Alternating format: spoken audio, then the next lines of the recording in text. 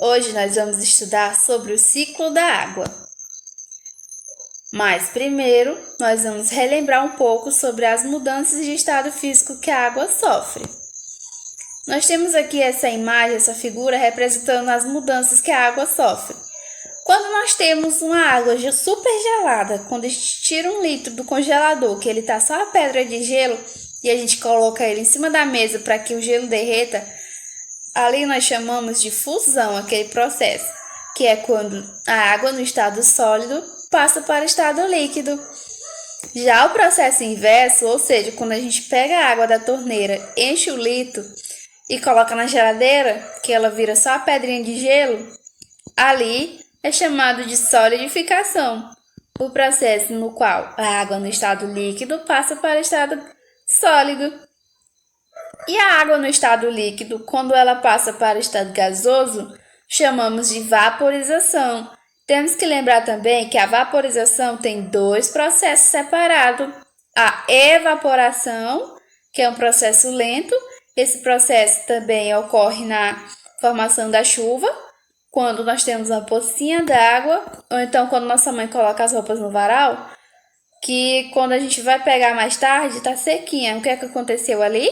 A água daquela roupa evaporou e foi para a nuvem para se juntar com as outras gotículas de água e formar a nuvem. E na ebulição, que é o processo mais rápido, que é quando a água vai atingir a sua temperatura máxima, ali, graus Celsius, e ela vai começar a ferver e vai começar a surgir aquelas bolhas de água na superfície. Aquele é o processo de ebulição. Quando a água no estado sólido, no estado gasoso, ela passa para o estado líquido, ela vai receber o nome de condensação. Condensação também é o processo de formação das nuvens e das chuvas. Quando nós temos o processo de água no estado sólido passar para o estado gasoso, vamos chamar de sublimação. Esse é um processo mais difícil de acontecer. Vamos entrar agora no nosso conteúdo com a perguntinha. Se a Terra antes era rochosa e super quente, de onde veio a água? Essa é uma pergunta bastante peculiar, né? Vamos saber por quê? Bom, essa água ela tem surgido por meio de atividades vulcânicas e de gases presentes no manto terrestre, que é a segunda parte abaixo da crosta terrestre. Dessa que a gente está em cima, tem uma pequena parte abaixo, que é chamada de manto. Isso nós vamos estudar mais na frente, quando a gente for falar sobre a formação da Terra. Tá.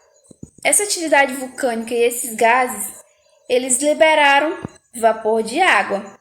E com o resfriamento do planeta Terra, esse vapor de água ele foi se condensando, ou seja, o vapor de água ele passou para o estado líquido, formando assim a água dos mares, dos rios e dos oceanos. Entendido? Mas por que ela não acaba? Por que essa água não acaba? Porque ela vai passar constantemente pelo ciclo da água. Esse ciclo é permanente e sempre está acontecendo. Tá, e como ocorre esse processo? Vamos ver agora.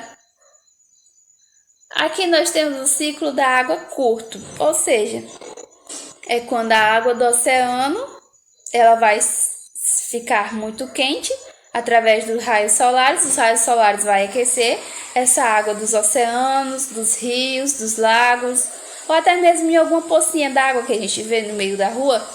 Pois é, vai aquecer e essa água ela vai evaporar, ou seja, ela vai voltar para o estado gasoso, formando vapor de água, que é invisível ao nosso olho.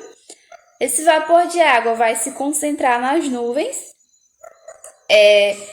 Como é que elas vão ficar suspensas nas nuvens? Através das correntes de ar. As correntes de ar vão ficar segurando essas gotículas de água, esse vapor de água, que logo em seguida vai se condensar, ou seja, vai voltar a ser líquida novamente e formando pequenas gotículas de água. Essas gotículas de água, depois de um certo tempo, elas vão se juntar e formar gotículas maiores.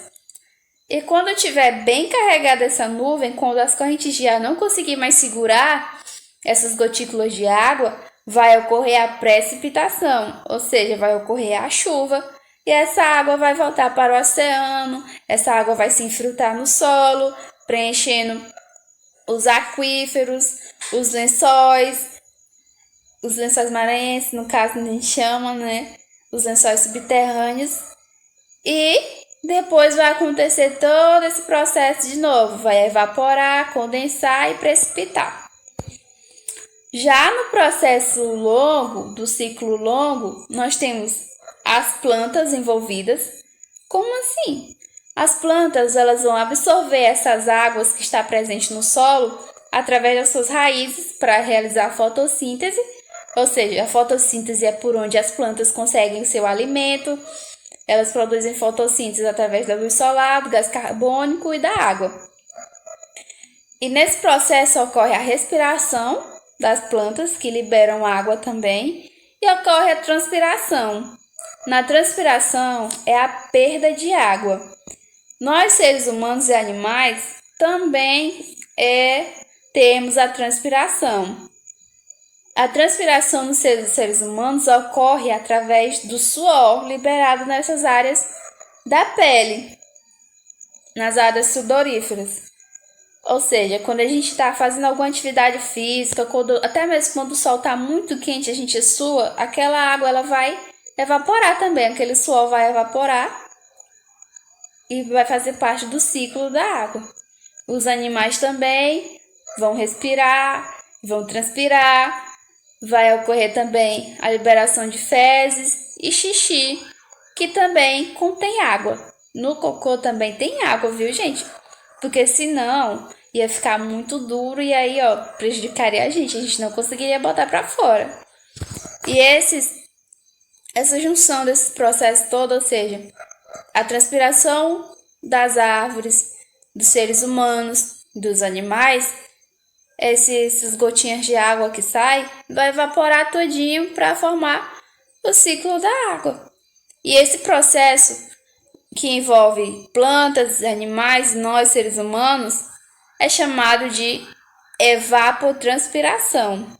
A evapotranspiração acontece no ciclo longo da água. É a mesma coisa do ciclo curto, só que vai envolver mais coisas, ou seja, vai acontecer a transpiração, além do aquecimento dos rios, mares e oceanos, vai acontecer a transpiração dos seres humanos, das plantas e dos animais, que essas gotículas de água vai também subir, vai evaporar, vai se condensar nas nuvens, vai ficar ali. Como nas nuvens na parte mais alta e mais gelada, vão se resfriar, vão se condensar, vão ficar suspensas pelas correntes de ar, depois vão se juntar as gotinhas para formar gotinhas maiores e quando a nuvem, as correntes de ar não conseguir mais segurar essas gotas de água, vai ocorrer a chuva, que nós chamamos de precipitação. Entendido? E é isso, gente. E aqui, uma última perguntinha para a gente encerrar a nossa aula. Mas, já que a água participa de um ciclo permanente, por que nós ouvimos falar que ela pode acabar?